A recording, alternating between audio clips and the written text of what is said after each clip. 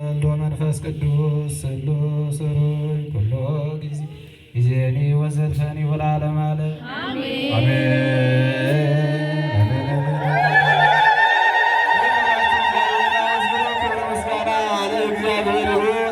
የሰማዩ ስርዓት በምድር የተከናወነ ይገኛል። አባቶቻችን አራቱን ማዕዘን እየዞሩ እግዚአብሔርን ያመሰግናሉ፣ እግዚአብሔርን ያከብራሉ። ይህ ስርዓት በሰማይ የሆነ ስርዓት ነው።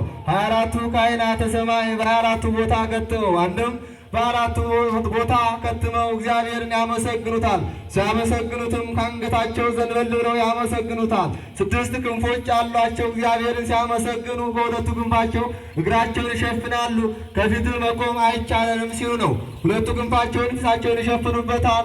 ባሪያህን ማየት መረማመድ አይቻለንም ሲሉ ነው። 2 ክንፋቸውን ወዳና ወዲህ ያደርጋሉ። አንድም ወደ ላይ ያደርጋሉ፣ አንድም ወደ ታች ያደርጋሉ። ወደ ላይ ቢወጡ አትገኝም ሲሉ ነው። ወደ ታችን ቢወርዱ አትገኝም ሲሉ ነው። ታዲያ ከዚያ በኋላ እንዲህ ብለው ያመሰግኑታል። እጹብ እጹብ እጹብ የማትታይ የማትመረመር ለአንተማ ክብርና ምስጋና ይገባል።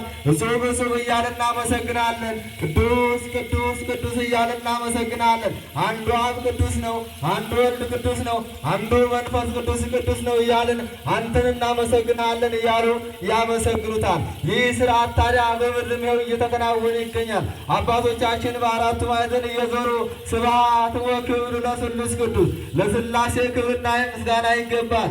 ለአብ ለወልድ ለመንፈስ ቅዱስ ክብርና ምስጋና ይገባል። በላይ መላእክት የማያመሰግኑን እኛም በምድር አመሰገንን። በላይ ቃል መላእክት ያመሰግኑን እኛም በምድር አመሰገን። ስለዚህ ለአንተ ክብርና ምስጋና ይገባል እያሉ ከአንገታቸው ዘንበል እያሉ ሥላሴን ያመሰግናሉ።